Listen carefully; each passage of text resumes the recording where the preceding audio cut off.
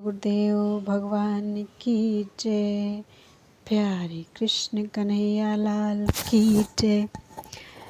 श्री नारद पुराण उत्तर भाग चल रहा है। श्वेत माधव, मत्स्य माधव, कल्प वृक्ष और अष्टाक्षर मंत्र, स्नान, तर्पण आदि की महिमा।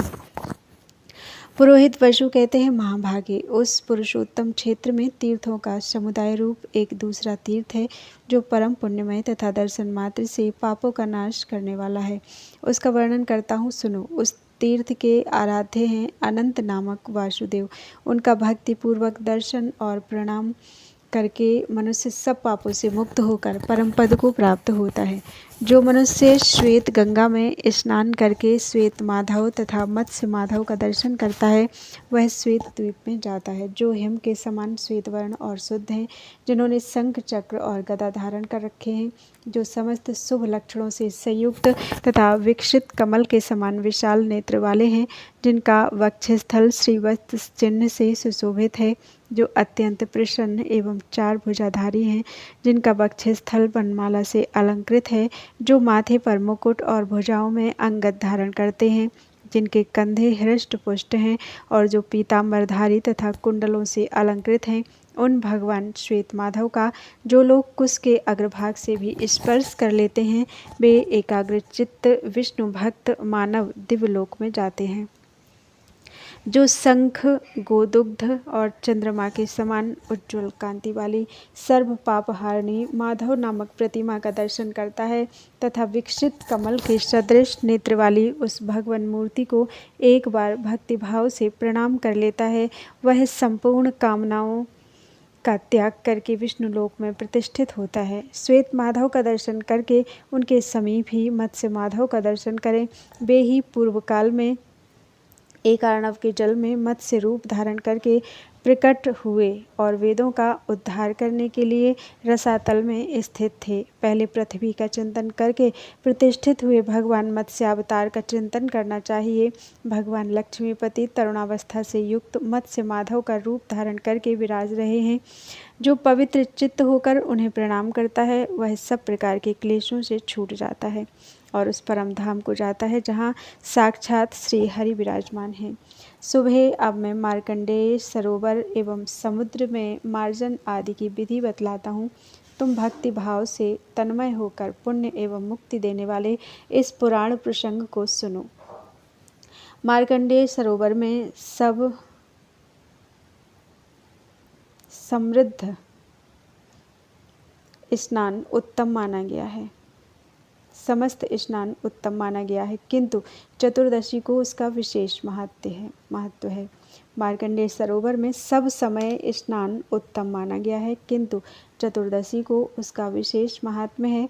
उस दिन का स्नान सभी पापों का नाश करने वाला है। उसी प्रकार समुद्र में स्नान हर समय उत्तम बताया गया है, किंतु पूर्णिमा को उस स्नान का विशेष महत्व है। उस दिन समुद्र स्नान करने से अश्वमेध यज्ञ का फल मिलता है। जब ज्येष्ठ मास की पूर्णिमा को ज्येष्ठ नक्षत्र हो, उस समय परम कल्याणमय तीर्थराज समुद्र में स्नान करने के लिए विशेष रूप से जाना चाहिए। समुद्र स्नान के लिए जाते समय मन, वाणी, शरीर से शुद्ध रहना चाहिए। भीतर का भाव भी शुद्ध हो। मन भगवत चिंतन के सिवा अन्यत्र ना जाए। सब प्रकार के द्वंद्वों से मुक्त, वीतराग तथा ईर्ष्या से रहित होकर स्नान करना चाहिए। कल्प वृक्ष नामक वट बड़ा रमणीय है। उसके ऊपर साक्षात भगवान बाल मुकुंद विराजते हैं। वहाँ स्नान करके एकाग्र चित्त से 3 बार भगवान की परिक्रमा करें। मोहिनी, उनके दर्शन से 7 जन्मों का पाप नष्ट हो जाता है और प्रचुर पुण्य तथा अभीष्ट गति की प्राप्ति होती है। अब मैं उन बट स्वरूप भगवान के प्रत्येक युग के अनुसार प्रमाणिक नाम बतलाऊंगा। बट, बटेश्वर, कृष्ण, कथा, पुराण पुरुष ये सब सत्य आदि युग में क्रमशः वट के नाम कहे गए हैं। इसी प्रकार सतयुग में वट का विस्तार 1 योजन, त्रेता में 1.25 योजन, द्वापर में आधा योजन और कलयुग में 1/4 योजन का माना गया है। पहले बताए हुए मंत्र से वट को नमस्कार करके वहाँ से 300 धनुष की दूरी पर दक्षिण दिशा की ओर जाएं। वहाँ भगवान विष्णु का दर्शन होता है। उसे मनोरम स्वर्ग द्वार कहते हैं। पहले उग्रसेन का दर्शन करके स्वर्ग द्वार से समुद्र तट पर जाकर आचमन करे, फिर पवित्र भाव से भगवान नारायण का ध्यान करे। मनीषी पुरुष ओम नमो नारायणाय इस मंत्र को ही अष्टाक्षर मंत्र कहते हैं। मन को भुलावे में डालने वाले अन्य बहुत से मंत्रों की क्या आवश्यकता। ओम नमो नारायणाय यह अष्टाक्षर मंत्र ही सब मनोरथों को सिद्ध करने वाला है।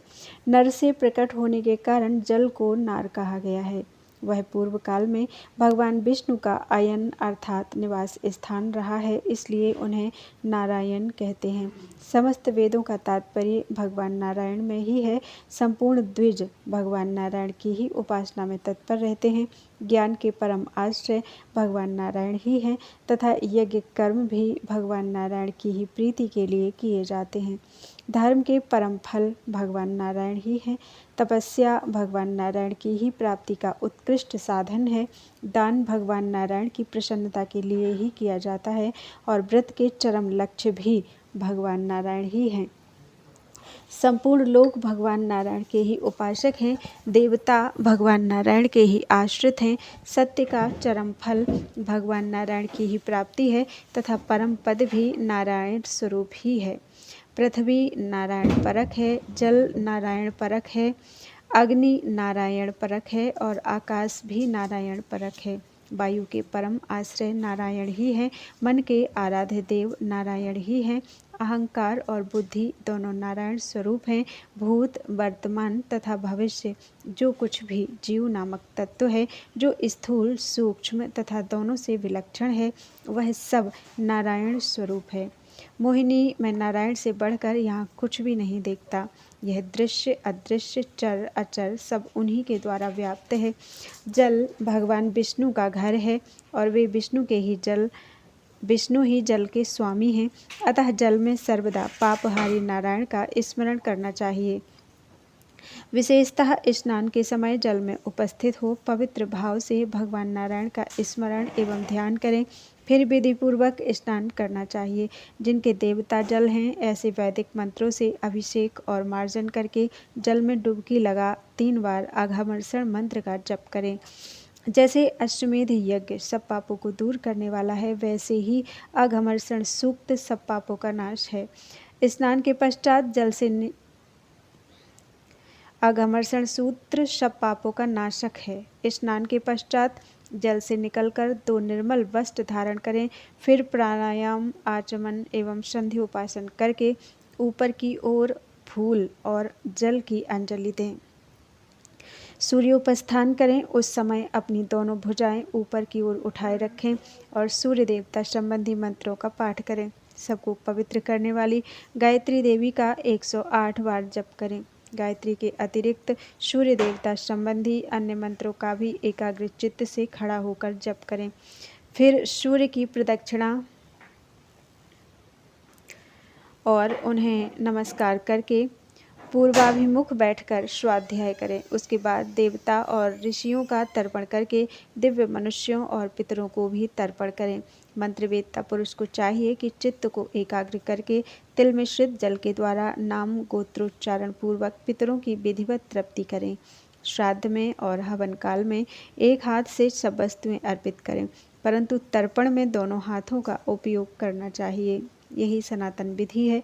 बाएं और दाएं हाथ की सम्मिलित अंजलि से नाम और गोत्र के उच्चारण पूर्वक तृप्यताम कहें और मौन भाव से जल दें। यदि दाता जल में स्थित होकर पृथ्वी जल दे अथवा पृथ्वी पर खड़ा होकर